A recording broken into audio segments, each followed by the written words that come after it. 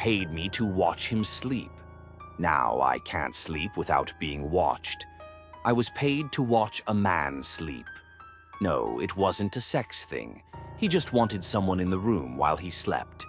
Awake, alert, and quiet. Said it was a medical thing, something he couldn't really explain. Easiest money I ever made, or so I thought. His name was Mr. Roberts. Lived alone in a tidy old house just outside town. Every night at 10, I'd arrive, sit in the chair next to his bed, and stay awake until sunrise. He never talked much. Just gave one very specific instruction. Don't fall asleep while I'm sleeping. That's it. No phones, no books, no distractions. Just sit. Stay awake. Watch. I did that for 3 weeks. No issues. I thought he was a little eccentric, sure, but harmless. Then, on my final night, I made a mistake. I had a cold. Took some nighttime meds to help with the sore throat. I was groggy, but thought I could power through. Sometime around 3 a.m., I nodded off. Couldn't have been for long. When I opened my eyes, Mr. Roberts was sitting up in bed, staring at me. He didn't yell, didn't scold me, just looked devastated. "I'm sorry," he said softly. "I can't let you stay anymore." I felt terrible. I apologized profusely, but he just shook his head, his eyes full of pity. Not anger, pity. At the time, I didn't understand. But now I do. A few nights later, I noticed something strange. That feeling you get when you're just about to fall asleep, like you're suddenly falling. It jolts you awake, your heart racing. Everyone's felt it. Except now it was happening every time I closed my eyes, over and over. That sudden sickening drop yanked me back to consciousness again and again. It wasn't normal. At first, I thought it was stress. School deadlines, work pressure, maybe even guilt about losing the job. But it didn't stop. It only got worse. 2 weeks in, the sounds started. Subtle at first, like distant breathing, but wrong. Not in rhythm, not human. Almost like something trying to remember how to breathe. Sometimes it was wet, like something dragging across the floor just outside my door. Other times it was whispery, like someone mumbling just out of earshot. I tried playing music, sleeping with lights on, even white noise. Nothing helped. Then came the presence. Not a sound, not a shadow, just a feeling. The distinct, suffocating sensation that I wasn't alone. You know how you just know when someone's watching you? The pressure in the air shifts, your skin prickles, your heart races. That was every night. I checked the closet, the bathroom, under the bed. Nothing. But the feeling? It never left. I started sleeping with the lights on full blast. Didn't matter. I'd lie there, staring at the ceiling, barely blinking, waiting for something to show itself. By week 4, I was broken. I was failing my classes, fired from my new job. I hadn't slept more than an hour at a time in days. I could barely string a sentence together. And in the middle of that fog, I remembered something. Something Mr. Roberts said right before I left his house that last night. You need to find someone to watch you sleep. At the time, I thought it was weird, just one more eccentricity in a long list. But now, suddenly, it made horrible sense. He knew this would happen to me, because it happened to him. I scrolled through my call history, heart racing. His number, his landline, was still there. I called. No answer. Maybe he wasn't home. Maybe he was ignoring me. Maybe it was already too late for him. I didn't care. I grabbed my coat and left. 40 minutes later, I was standing on his porch, trembling. How do you explain something like this? Hey, remember me? I think I caught your demon. I rang the bell. The door opened within seconds. Mr. Roberts stood there, looking far healthier than I expected.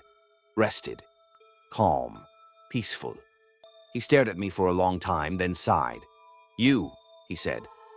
Not surprised, not angry, just sad. "Please," I said, my voice cracking. "Please help me." He stepped aside. "Come in. Let me explain." Inside, he handed me a cup of coffee, extra strong, he said, and opened a large, leather-bound book from his shelf. The title was embossed in gold, Demonology. He flipped to a marked page and turned the book toward me. The Baku, a sleep demon. The legends say it eats nightmares, he said.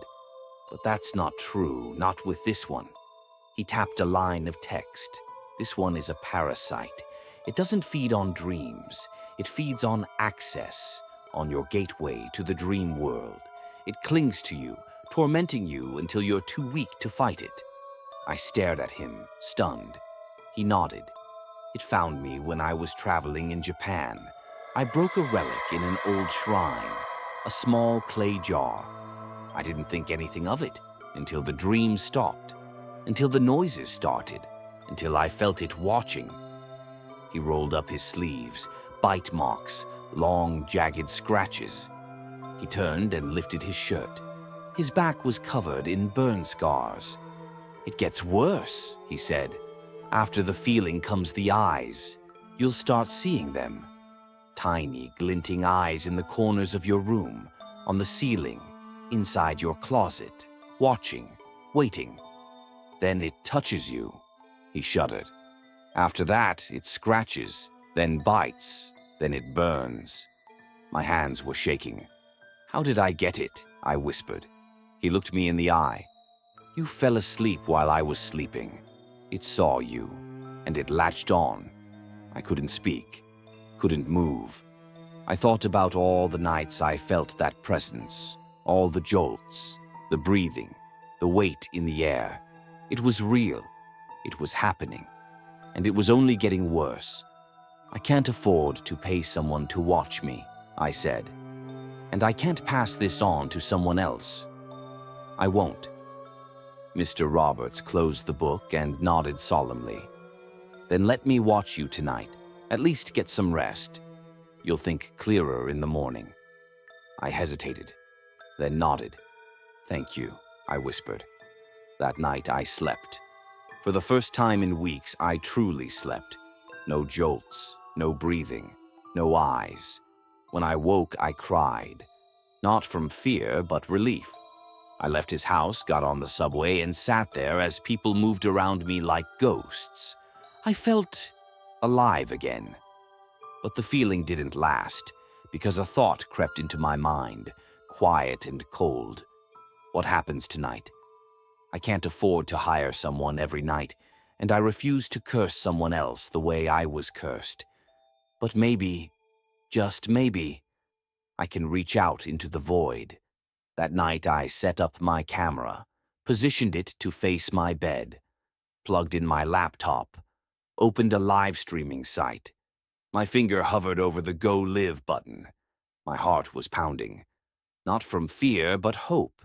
Because if this thing needs me to be unwatched to feed, maybe, just maybe, a stranger can save me. I titled the stream, "Watch Me Sleep, Please."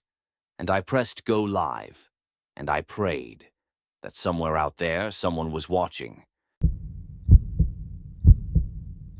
The detective knocked on my door at exactly 10 a.m. I knew he was here to discuss the recent death of my neighbor, Amelia. Just last week, I had discovered her dead body withering away in bed. The detective and I began talking immediately after I ushered him inside. "It is a long story, Detective. The last time I saw Amelia was May 3rd, about 1 month ago. She knocked on my door, desperate and pleading. I hadn't seen her in months before that." "Why was she in such a bad state of mind?" he asked. "Based on my research so far, she spent almost all of her time at home. She had no job and no friends. What was the emergency?" "To understand Amelia, you need to understand the cabin," I responded. "Let me tell you what I am trying to figure out," the detective went on. "The woman who died in that cabin was in her late 80s. She lived alone. But Amelia was fresh out of college when she moved here just 5 years ago. She told her family that she loved the house and that she was moving in with a roommate. When they saw a picture of the broken-down cabin, they were adamant that it was not Amelia's style, that she would never have wanted to live there. I tried to start talking. "Well, Detective, people who move into that cabin typically fall in love, but not with the cabin." "Clearly there has been a mistake," he interrupted. "The Amelia I am looking for is in her late 20s, not in her 80s. We are suspecting something along the lines of identity theft. Her family hopes that she is still alive somewhere, but are very concerned that she either was kidnapped or ran away. Perhaps she even faked her death." "All reasonable assumptions, Detective," I responded, "but you don't live around here. You don't understand that cabin. The Amelia you are looking for did move in there 5 years ago. She did so by herself. There was no roommate. Again, you don't understand the cabin." "So what you're saying is that she lied to her family?" asked the detective. "No, Amelia was just mistaken. This has happened before." "This has happened before?" asked the detective. "Please go on. What am I missing?" I began again. "People never fall in love with that cabin. They fall in love with the spirit that haunts it." "I don't believe in ghosts," uttered the detective. "Well, in that case, you won't believe what I have to tell you, but I can assure you that this has happened before. The spirit that lives there can be very charming. Many times, prospective renters fall in love with the spirit immediately upon entering the cabin." "That's ridiculous," exclaimed the detective. "It may sound that way, but it's true. I tried to warn her on multiple occasions. I tried to get her to leave. She refused to listen and eventually isolated herself in the cabin." The detective pulled out a photo of Amelia. "Take a look at this photo. This is a photo of Amelia from right after she graduated college. Is this the person who lived next door?" "Yes. That's exactly how she looked when she moved in. But a strange thing happens when you fall in love with a spirit, particularly the one next door.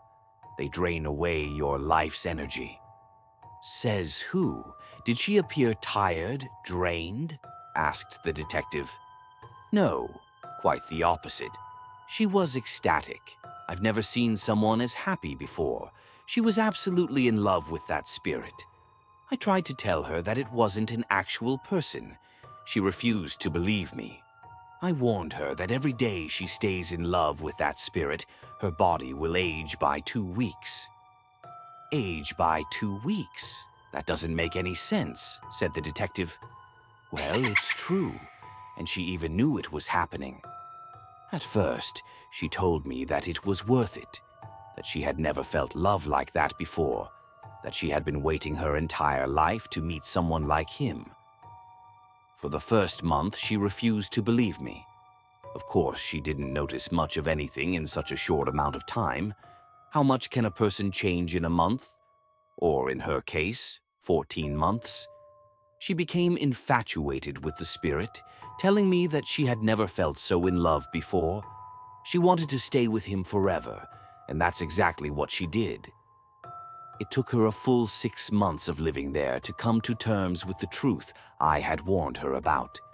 She admitted that I was right all along when she came to me in tears.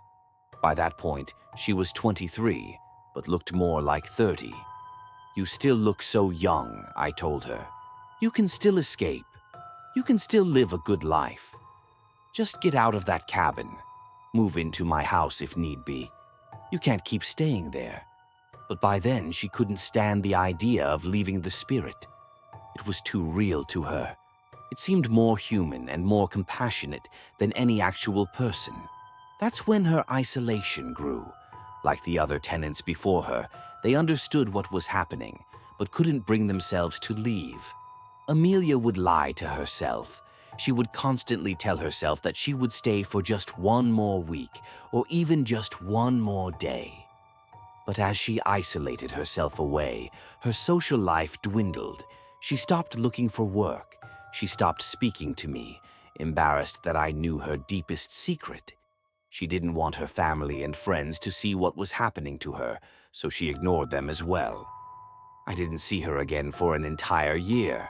By then, she looked to be in her mid-40s. "You can't keep doing this to yourself," I pleaded. "Do whatever it takes to get out." The detective spoke up. "I don't believe any of this.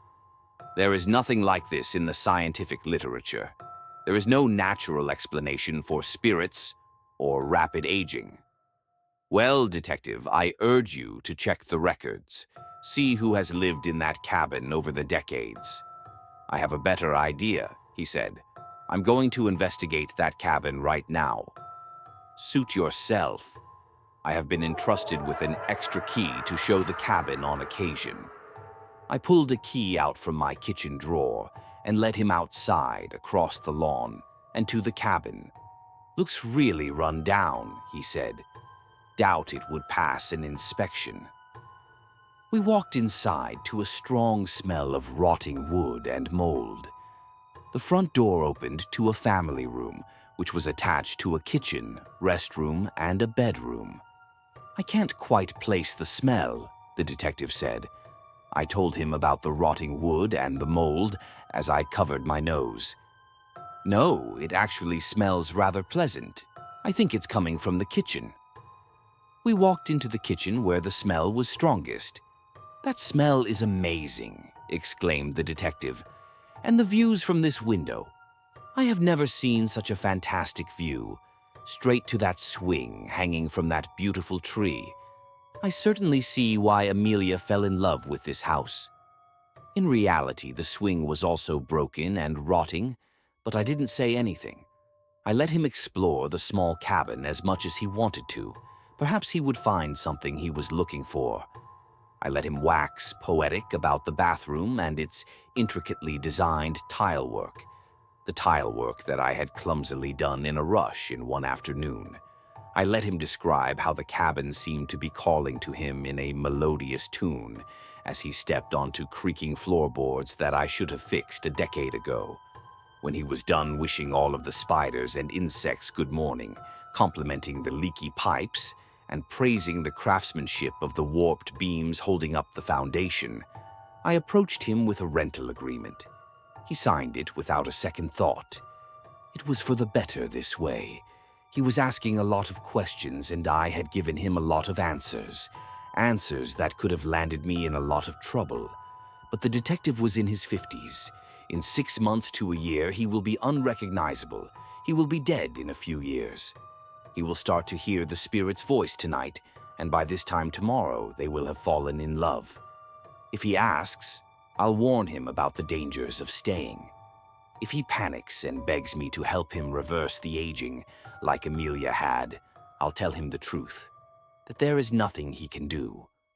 I won't tell him the entire truth, though, about how his fading life force keeps me young, about how, when he dies in that cabin, his spirit will fuse with the rest of them, the dozens of others who have met the same fate over the last century. He will be trapped in that cabin for as long as I live, which will hopefully, with his help, be forever. I started working at that store when I was 16 years old. It was my first real job, minimum wage, long shifts, dealing with customers who couldn't care less. But it was consistent, and it helped me get on my feet. I just left last week. I'm about to turn 24, starting a new chapter in my life. But after nearly 8 years in that place, there are things I've experienced that I can't explain. And now that I'm finally done, I think it's time I shared what really happened. When I first started, people told me the store was haunted. The older workers, some of them had been there over a decade, they'd swap stories on night shifts. Things like equipment vanishing from the warehouse, shelves randomly falling, voices in the aisles when no one else was around. One guy claimed he saw a full-body shadow figure near the stock room. I thought it was all crap. I mean, I was 16. I figured they were messing with the new girl. And honestly, for the first few years, nothing really happened. Sure, a couple of weird things.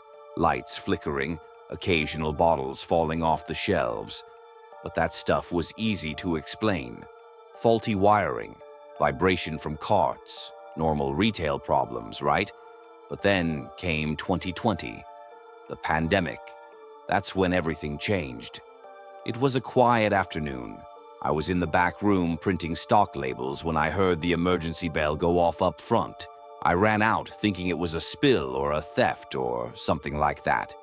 But what I saw stopped me cold. An elderly man had collapsed in aisle 2, our alcohol and soft drinks aisle.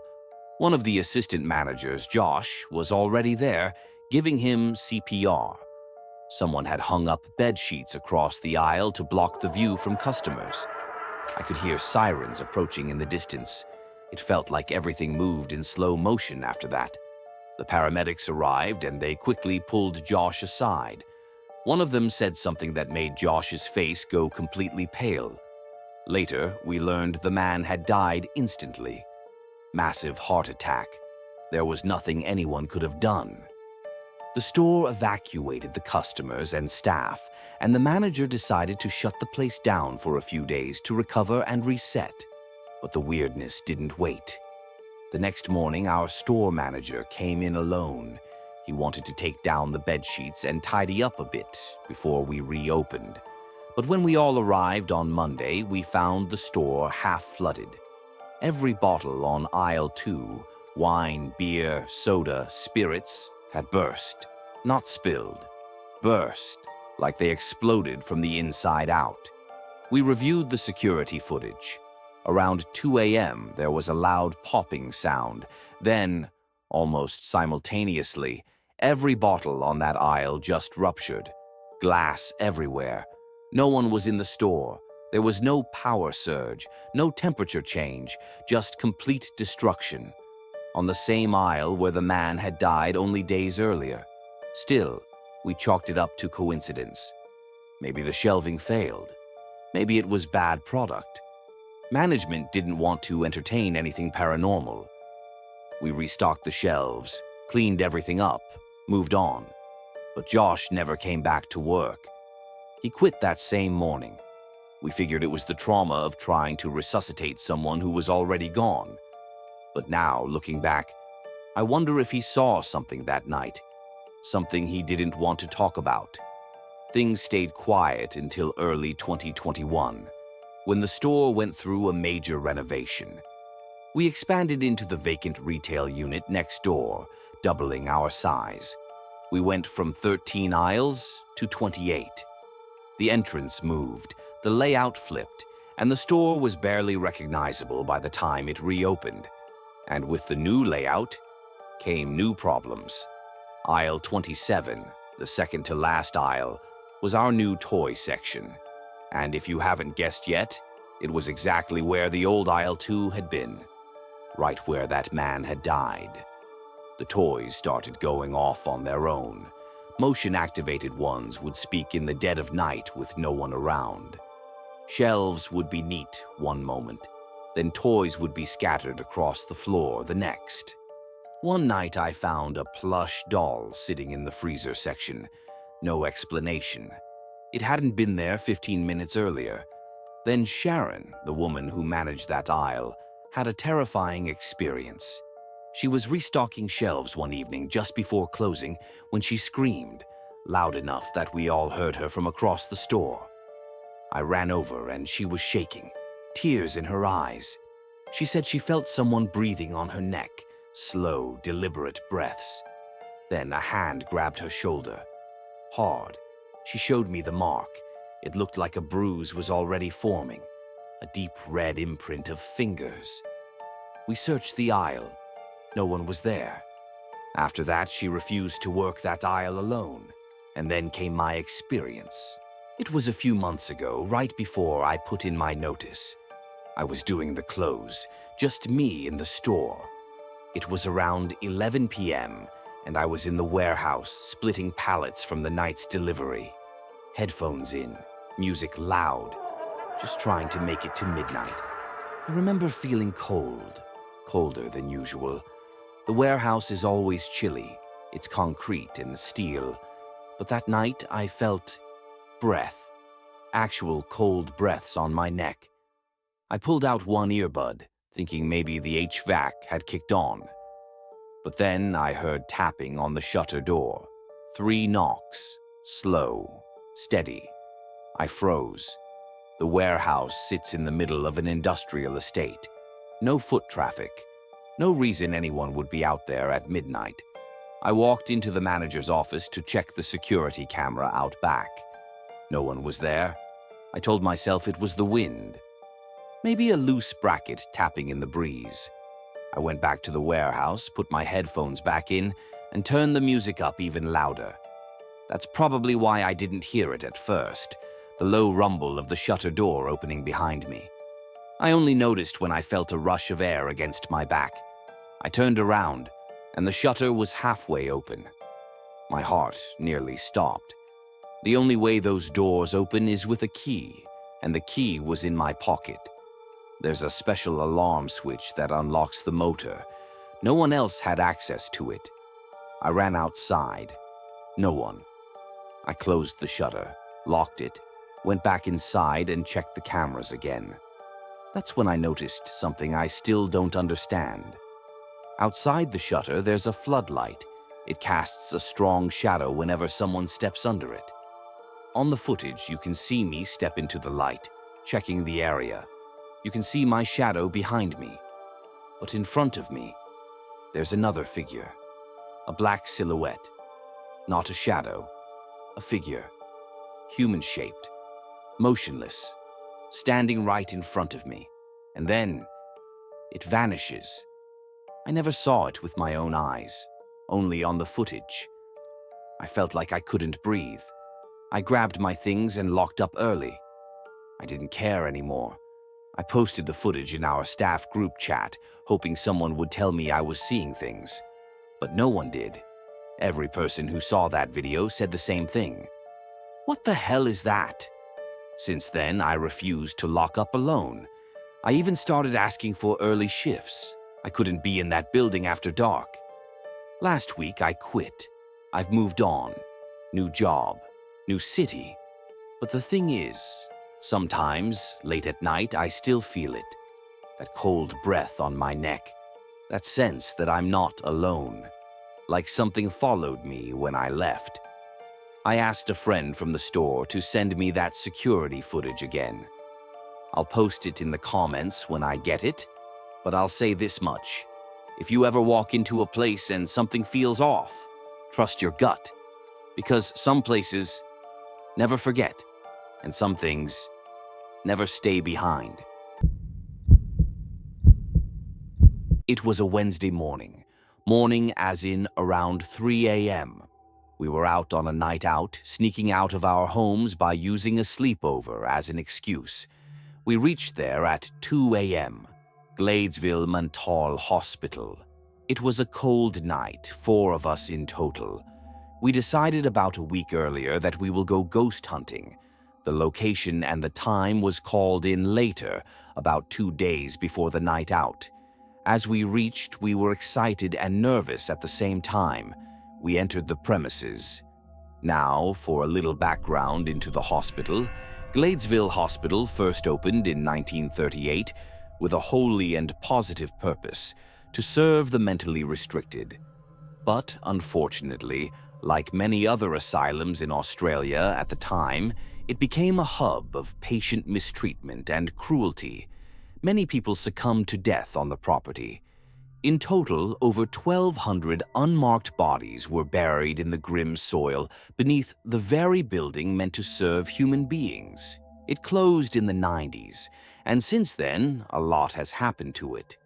A nearby university has made use of some of the buildings, and an ambulance station is present on the land along the hospital. But a big part of the hospital lies on the barren fields of Gladesville, untouched for decades. We entered the part of the building which was well maintained and in use. For about 20 minutes we wandered there, no clue how this was supposed to be haunted. After a while, we came across a part of the hospital which looked partially abandoned. Two standalone structures the size of a living room were on both sides of the ramp which led to a courtyard, with a circular grass patch and what looked like a stand where a statue used to be. The building that surrounded the yard appeared to be in use, though not in perfect condition. A few windows shattered and other imperfections were to be spotted. The lights of many hallways and rooms were switched on, which prevented us from going in. We took a little peek into the two structures, but quickly vacated the area as a CCTV camera, of which we were unaware, was recording the entire scene. We exited the hospital shortly after seeing a staff in one of the buildings. Obviously, we were dissatisfied, which led us to conduct a little research about the site. I remembered this vine-covered doorway ChatGPT talked about, and how most of the paranormal activities took place there. We then proceeded to watch a YouTube video about how to locate that doorway. After a few minutes, we figured that in order to find it, we needed to find a tunnel first. So we went out on the street and found the tunnel in a short period of time. We discovered the tunnel on the exit side, which eliminated any need to enter it, and we proceeded to walk the path. After a minute or so, we discovered two separate ways and decided to split up in groups of two, each going a separate way. ChatGPT gave us very specific instructions on how to find that doorway, and the third step was to make towards a place called Beldam Bay, using the path that branched out from near the tunnel. It turned out of the two groups, our one was the one which was on the path to Beldam Bay, which we figured out from a sign that read Beldam Bay in all capital letters. We used our walkie-talkies to communicate with the other two folks, informing them of our discovery. We then waited patiently for them to reach where we were, because we had no intention of going there alone. After they joined us, we slowly approached a boathouse ChatGPT mentioned, followed by a gate. We went through it, and there it was. A filthy vine-covered doorway blocked with rusty barricades. As soon as I stepped on the soil, which lay next to it, the atmosphere got colder and I felt uneasy. At this point, I was in a hurry to get out of there. One of my friend didn't feel quite the same way and was in front of the door taking selfies. My other friend was also a bit scared and took a photo of it. The photo I tagged below is not the one. That is because right after he took the photo, his phone screen went pitch black and his phone powered off. Me and him were incredibly scared at this point, not because his phone shut off, but because another experience very similar to this was recorded a while back. The incident is as follows. A man managed to find his way into the basement of the hospital, streaming his entire journey live. Soon after he entered, his stream glitched. He came out and made his way to his car, and when he turned his phone on, it was pitch black. My other two mates weren't really scared, and one of them pulled their phone out with an intent to take a photo. As soon as he opened the camera, the app froze and the shutter stopped working. We rushed out of the site and caught the bus to the station. That night, we experienced something paranormal, and no one can convince me otherwise. If you would like to share your story, please email us. And don't forget to subscribe.